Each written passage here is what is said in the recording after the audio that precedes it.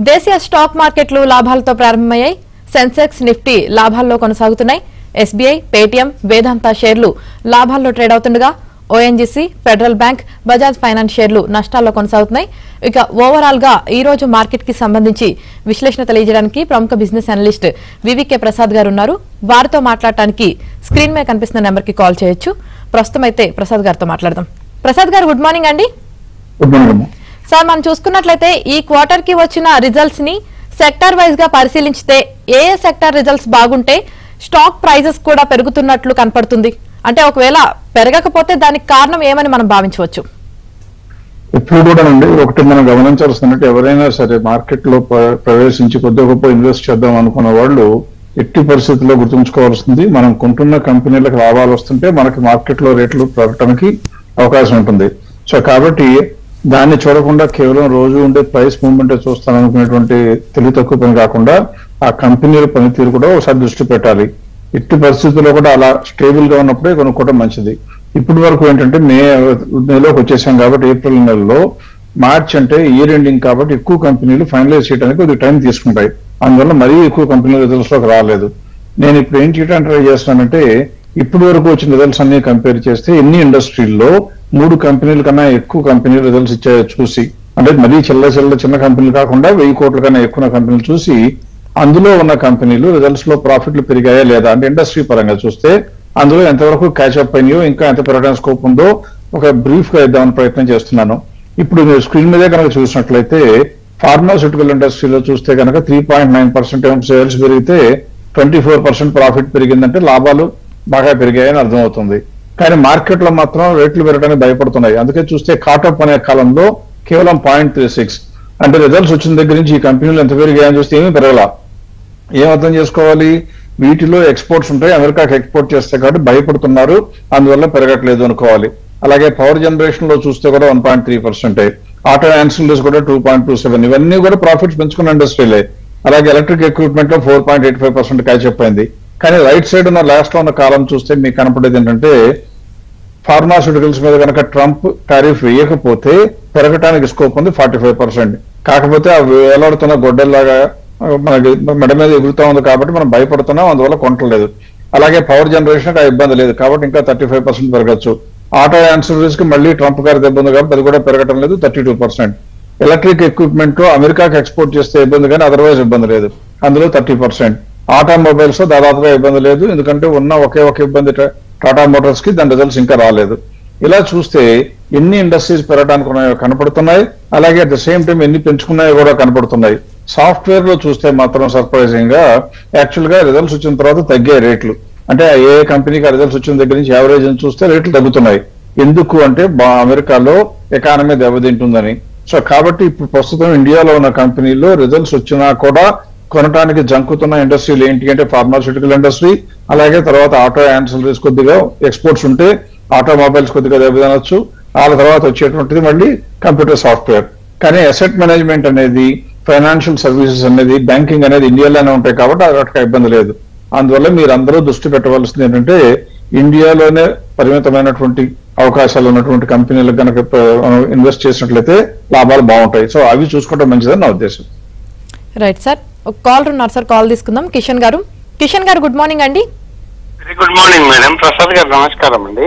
నమస్తే. నా దగ్గర ఒక 2 స్టాక్స్ సార్. ప్రజీ ఇండస్ట్రీస్ ఒక 300 ఉన్నాయి, లాభాల్లో ఉన్నాను. రిజల్ట్ బాగలేదు, ఉంచుకోమంటారా అమ్ముకోమంటారా?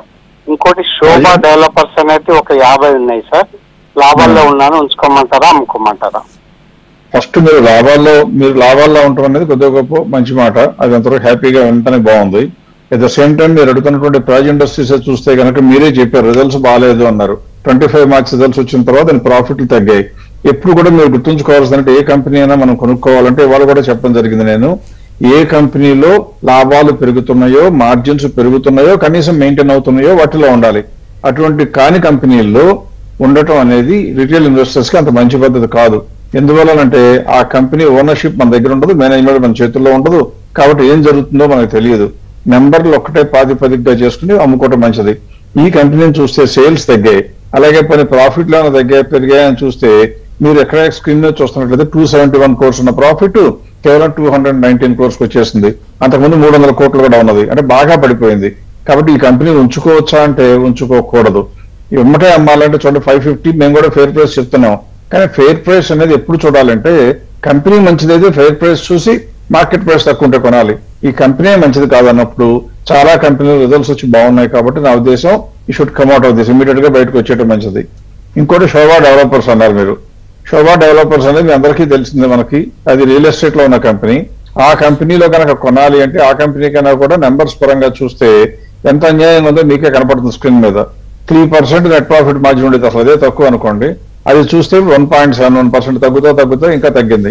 కాబట్టి ఈ కంపెనీని ఉంచుకోవచ్చా అంటే ఉంచుకోవాల్సిన అవసరం లేదు, వెంటనే అమ్మవలసిన అవసరం ఉంది. ఎక్స్పెక్టెడ్ మార్కెట్ ప్రైస్ మనకు చూస్తే కేవలం 1433.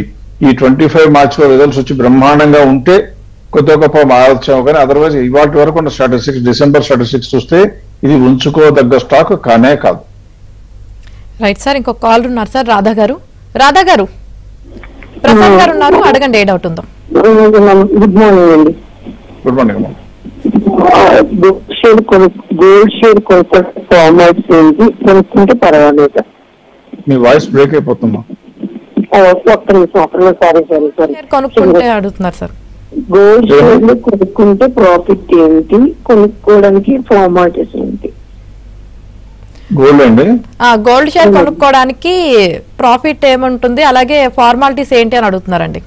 ఫార్మాలిటీస్ అంటే ఏం లేదు. ఇప్పుడు గోల్డ్ అనేది రకరకాలుగా కొనుక్కోవచ్చు. అన్నింటికన్నా రిటైల్ ఇన్వెస్టర్స్ కి ఎంత తోస్తే అంత కొనుక్కోవడానికి బెస్ట్ ఫార్మ్ ఏంటంటే ఎలక్ట్రానిక్ డిజిటల్ గోల్డ్ అంటాం.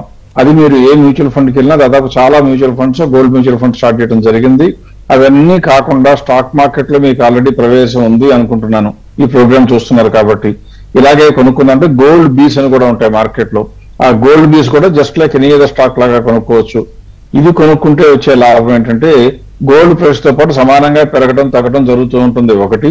రెండవది, దీన్ని ఇంట్లో పెట్టుకుంటే దొంగలు వచ్చి దోచుకుంటారేమనే భయం ఉండదు, ఎందుకంటే డిజిటల్ ఫామ్ లో ఉంటుంది. ఎప్పుడైనా మీరు చెప్పి సంతకం పెడితే జరిగితే ఇంకొకరి పేరు ట్రాన్స్ఫర్ కాదు. ఒకవేళ అలా ఏమైనా జరిగినా కూడా, ఎవరికి వెళ్ళిందో దొంగతనం జరిగినా కూడా మళ్ళీ మోసం చేసిన వాళ్ళు పట్టుకోవడానికి అవకాశం ఉంటుంది. అన్నింటినీ మించి ఇలా కనుక కొనుక్కుంటే ఏ రోజు మీకు కావాలంటే ఆ రోజు అమ్ముకోవచ్చు. అంతేగాని మళ్ళీ గోల్డ్ షాప్కి వెళ్ళిపోయి ఇందులో క్వాలిటీ తగ్గింది తరుగుంటుందనే మాటలు కూడా ఉండవు. ఇంకో అడ్వాంటేజ్, మీరు ఎంత అమౌంట్ కావాలంటే అంత అమౌంట్ 5,000, 10,000, 25,000, 20 కోట్లు ఎంత కావాలన్నా కొనుక్కోవడానికి అవకాశం ఉంటుంది. అందువల్ల గోల్డ్ బీస్ కొనుక్కోవటం మంచిది. మీకు ఆర్నమెంట్స్ మీద మక్కువ లేకపోతే, మీరు గోల్డ్ గురించి అడిగారు కాబట్టి ఆర్నమెంట్ దృష్టిలో లేరు అనుకుని తీస్తుందో చెప్తున్నాను. ఈ గోల్డ్ కొనుక్కోవచ్చా అంటే ఒకటే గుర్తుంచుకోండి, ఇవాళ రోజున మార్కెట్ లో బాగా పెరిగింది. ఈ మార్కెట్ లో ప్రపంచవ్యాప్తంగా అనిశ్చితి ఉన్నంత కాలం గోల్డ్ ఇంకా పెరుగుతుంది, కనీసం నిలబడుతుంది. ఆ అనిశ్చితి సెటిల్ అయిపోయి మళ్ళీ కొద్ది గొప్ప అగ్రిమెంట్లు కనుక దేశాల మధ్యన కుదిరితే గోల్డ్ పెరగదు, పెరగకపోగా తగ్గడానికి కూడా అవకాశం ఉంటుంది. అందువల్ల గోల్డ్ మీకు ఫ్యూచర్ లో అవసరం ఉంటుందంటే కొనండి, కానీ ఇన్వెస్ట్మెంట్ పరంగా ఆలోచిస్తే మాత్రం గోల్డ్ అప్పుడప్పుడు మెరుస్తుంది, ఎప్పుడు మెరవదు. అందువల్ల అటువంటి దానిలో ఇన్వెస్ట్మెంట్ చేయడం మంచిది కాదు. ఎందుకంటే this is like a dead investment అవుతుంది. అది ఏ రకంగానూ పనిచేయదు, ఏ రోజు మీకు ఎక్సైట్మెంట్ ఇవ్వదు. మీలాంటి వాళ్ళు మాలాంటి వాళ్ళు అందరం కలిపి మనం కొనుక్కున్నట్టే రేటు పెరగడం, అమ్ముతుంటే తగ్గుతాం జరుగుతుంది. అందువల్ల gold should not be considered as an investment by you unless మీరు మిగతా అసెట్స్ అన్నింటిలో సరిగ్గా పెట్టుంటేనే గోల్డ్ కూడా ఇన్వెస్ట్మెంట్ లాగా కన్సిడర్ చేయండి. రైట్ సార్, ఇంకొక కాల్ ఉన్నారు. ఎల్ఐ గారు ప్రసాద్ గారు ఉన్నారు, ఏ స్టాక్ గురించి తెలుసుకోవాలనుకుంటున్నారు అడగండి. సార్ నమస్కారం అండి, నేను 2 స్టాక్ల గురించి తెలుసుకోవాలనుకుంటున్నాను. ఒకటి VMS industries sir, R accident tele system, రెండు 60% లాస్ లో ఉన్నాయి సార్, ఏం చేయాలంటారు? విఎంఎస్ అండి, EMS? VMS sir. V for Vijayawada? లేదు sir, V for Vijayawada. VMS industries? లేదు సార్, ఏ సార్. అంటే అసలు కంపెనీ చిన్నవి కదండి, ఎంత చిన్న కంపెనీ ఎందుకున్నారు మీరు?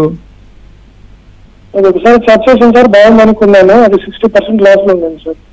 అసలు అన్నట్టు రెండు ఉండాల్సిన కంపెనీ కాదన్నట్టు, ఇంత చిన్న కంపెనీ మన చిన్న ఇన్వెస్టర్లో అవ్వచ్చు, కానీ మనం కొనుక్కోవడానికి పెద్ద కంపెనీలో కూడా ఎంట్రీ ఏం బ్యారియర్ లేదండి, నో ఎంట్రీ బెటర్ మనకి.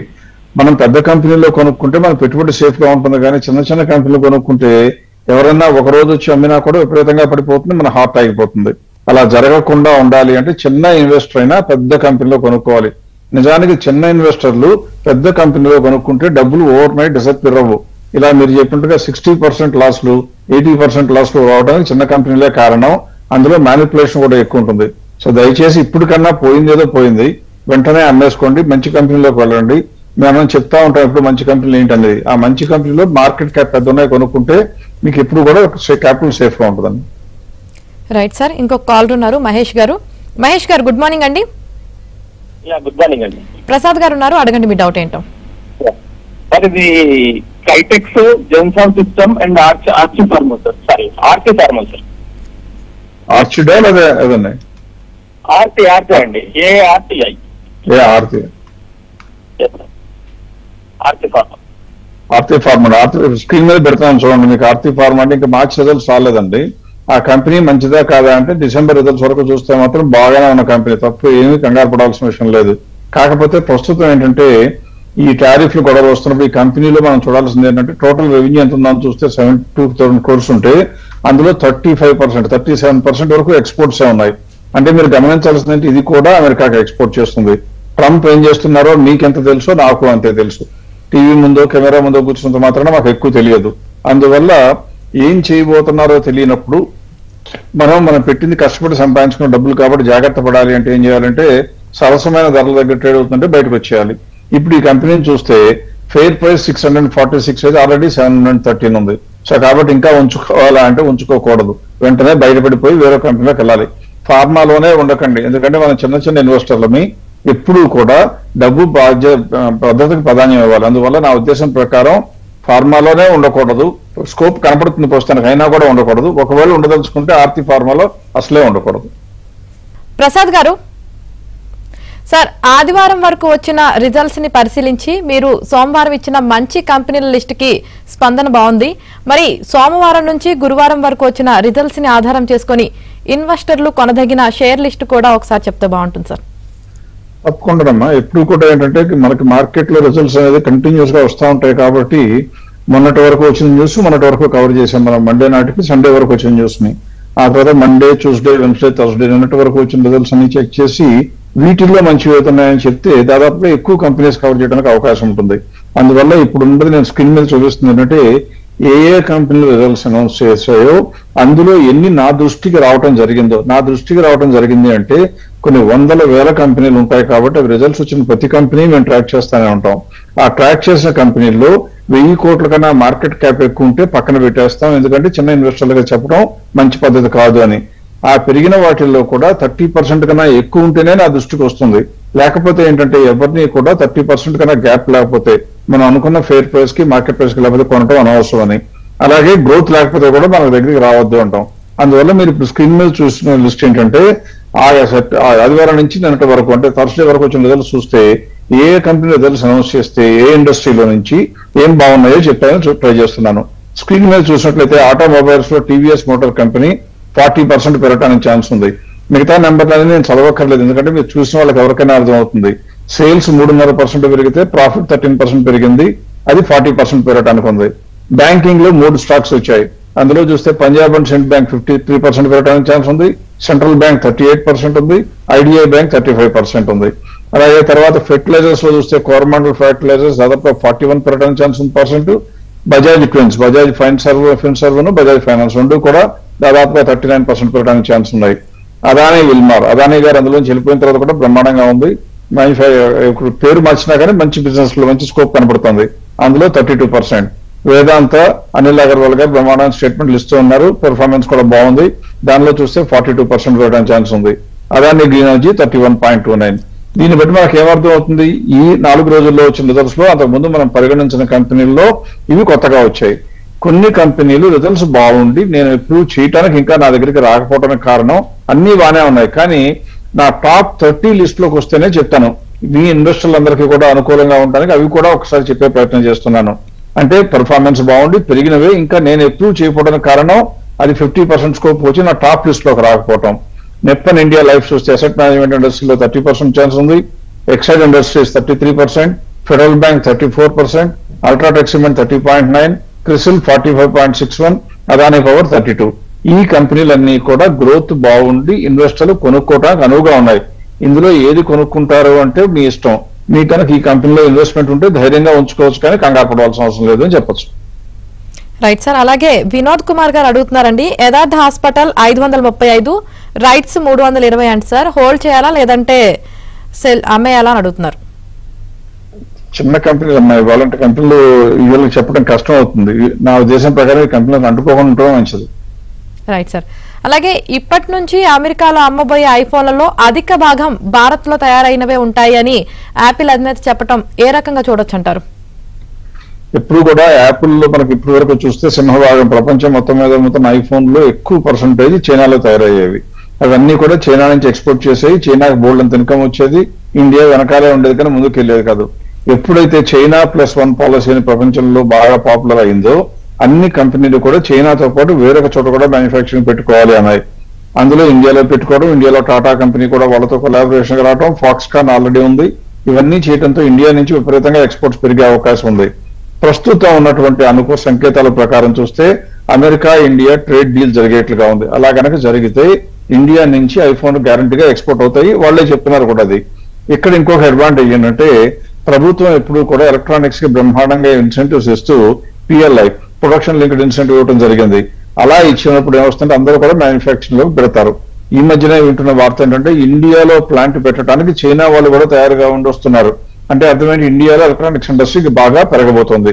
అందువల్ల అలా గనక జరిగితే ఖచ్చితంగా మనం చెప్పగలిగింది ఏంటంటే రాబోయే రోజుల్లో ప్రొడక్షన్ లింక్డ్ ఎలక్ట్రానిక్స్ ఇండస్ట్రీస్ దివ్యంగా ఉంటుంది. అన్నింటినీ మించి ఒక సాఫ్ట్ కార్నర్ అమెరికా టారిఫ్ భయం భారత్ కి ఎక్కువగా ఉండదు. ప్రతికూలంగా ఉన్నా కానీ మరీ ఎక్కువ ప్రతికూలంగా ఉండదు. అందువల్ల ఇంక్లూడింగ్ ఫార్మాస్యూటికల్స్ తో సహా అలాగే సాఫ్ట్వేర్ ఇండస్ట్రీకి వీటన్నిటికీ కూడా కొద్దిగా దెబ్బ తక్కువ పడే అవకాశం ఉంది. సాఫ్ట్వేర్ ఇండస్ట్రీ టారిఫ్ భయం లేదు కానీ ఫార్మాస్యూటికల్స్ అండ్ ఆటోమొబైల్స్ కి టారిఫ్ కనుక లేకపోతే ఆ సెక్టర్ లో ఉన్న స్టాక్స్ కూడా బాగా పుంజుకునే అవకాశం ఉంటుంది. Right sir. ఇంకొక కాల్ ఉన్నారు, సుబ్బారావు గారు. సుబ్బారావు గారు, ప్రసాద్ గారు ఉన్నారు, మీ డౌట్ ఏంటో అడగండి. నమస్తే అండి. నమస్తే అండి. సార్ నా దగ్గర SBI ఒక 100, HDFC ఒక 100, రెడ్డి ల్యాబ్స్ ఒక 70 షేర్లు ఉన్నాయి సార్. ఇవన్నీ కూడా నాకు ఒక లాంగ్ టర్మ్ కోసం కొనుక్కున్నాను. ఇప్పుడు FMCG స్టాక్స్ లో ఏది తీసుకుంటే బాగుంటుంది అనేది అడ్వైజ్ చేస్తారా? ఇవన్నీ కూడా నేను ఒక FMCG స్టాక్ 5 lakhs వరకు పెడదాం అనుకుంటున్నాను. పెట్టచ్చా, కరెక్ట్ అయినా కాదా? ఇవన్నీ కూడా నేను ఏంటంటే లాంగ్ టర్మ్ అంటే మన సెకండ్ జనరేషన్ కి ఇచ్చుకుందామని నా idea. Is it right are not తెలియదు. ఆలోచన అయితే మంచిదండి. వేరే మన పిల్లలకి వాళ్ళందరికీ ఇద్దామని అనుకోవటం మంచి ఆలోచన, డౌట్ ఏం లేదు. కాకపోతే మీరు గుర్తుంచుకోవాల్సిందంటే మన మనుషులకి బుద్ధులు ఎలా మారుతాయో, క్వాలిటీస్ ఎలా మారుతాయో, తెలివితేటలు ఎలా మారుతాయో కాలక్రమంలో మనుషులు రన్ చేసే కంపెనీలకు కూడా బిజినెస్ ఎన్విరాన్మెంట్ లో మనకన్నా ఎక్కువ డైనమిక్స్ ఉంటాయి. కాబట్టి వాటికి కూడా మధ్య మధ్య కాలంలో మంచి రోజులు, చెడ్డ రోజులు, గడ్డి రోజులు అన్నీ వస్తూ ఉంటాయి. కాబట్టి ఒక కంపెనీ కొనుక్కుని నేను అందులో కొనుక్కున్నాను కాబట్టి నా కోసం ఆ కంపెనీ కలకాలం పనిచేసి నాకు నా పిల్లలకి తరగనంత ఆస్తి ఇవ్వాలని కోరుకోవటం అసమంజసం. అలా ఉండకూడదు. పైగా మీరు చదువుకున్నవారు, కొద్దిగా గొప్ప నాలెడ్జ్ కూడా ఉంది కాబట్టి ఖచ్చితంగా కొనుక్కునేటప్పుడు మంచి కంపెనీలు కొందాం. కొన్న తర్వాత ఆ కంపెనీ బాగున్నంత కాలం దాంతో పాటు కాపురం చేద్దాం. లేకపోతే కనుక దాన్ని పక్కకు పెట్టి వేరొక కంపెనీలోకి వెళ్ళిపోవడం చేయాలి. అలా చేయడానికి మీకు సహాయం కావాలి. మీ అంతటి మీరు అనలైజ్ చేయలేకపోతే కనీసంగా మీరు చూడవలసింది నేను కొంటున్న కంపెనీకి లేటెస్ట్ గా వచ్చిన రిజల్ట్స్ ప్రకారం చూస్తే లాభాలు పెరుగుతున్నాయా, మార్జిన్లు పెరుగుతున్నాయా, సేల్స్ పెరుగుతున్నాయా, అవి చూసి అప్పుడన్నా ఉంచుకోవడానికి ప్రయత్నించాలి. అలా గనక చేసినట్లయితే ఇప్పుడు వరకు FMCGలో ఎక్కువ కంపెనీలు ఇంకా రిజల్ట్స్ రాలేదని ఈ సంవత్సరం ఈ 25 మార్చికి. ఇప్పుడు మీ స్క్రీన్ మీద చూసినట్లయితే 2 కంపెనీలు వచ్చినాయి. అవి 2 కూడా మీకు చూపిస్తున్నాను. అందులో ఎన్ని నేను అప్రూవ్ చేయడం జరిగిందంటే వచ్చిన కంపెనీలు బాగున్నాయని చూస్తే అదానీ విల్మార్ వాళ్ళు ఆల్రెడీ చెప్పడం జరిగింది. హిందుస్థాన్ యూనిలివర్ కూడా బాగానే ఉంది. ఇవి 2 కూడా 30% వరకు పెరగడానికి ఛాన్స్ ఉంది.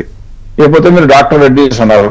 డాక్టర్ రెడ్డీస్ గురించి చెప్పాలి అంటే ఫార్మాస్యూటికల్ ఇండస్ట్రీకి పెద్ద భూతం ప్రస్తుతం ఉంది. టారిఫ్ భయమే. టారిఫ్ కనుక వేస్తే కొద్దిగా గొప్ప దెబ్బ తగులుతుంది. అదర్వైజ్ డాక్టర్ రెడ్డీస్ కూడా బాగానే ఉన్న కంపెనీ. కాకపోతే టారిఫ్ రాకముందు, రిజల్ట్స్ రాకముందు దాని గురించి ఎక్కువగా మాట్లాడటం సమంజసం కాదు అని నేను మాట్లాడటం లేదు. మీ ఆలోచన మంచి. స్టేట్ బ్యాంక్ అన్నారు. స్టేట్ బ్యాంక్ అయితే దాని యాక్చువల్ గా గోల్డ్ కన్నా కూడా గొప్పది నా లెక్క ప్రకారం.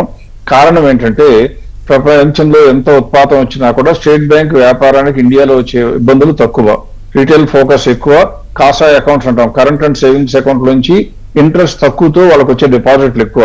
అందువల్ల స్టేట్ బ్యాంక్ వచ్చే లాభాలు ఎక్కువ ఉంటాయి.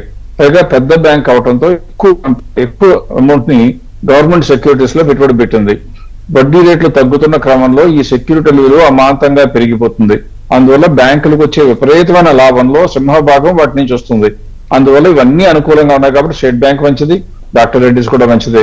FMCGలో మీరు కొందాం అనుకుంటే అదానీ విల్మార్ అయినా కొనుక్కోండి, హిందుస్థాన్ యూనిలివర్ అయినా కొనుక్కోండి. ఏ కంపెనీని అమితంగా ప్రేమించకండి.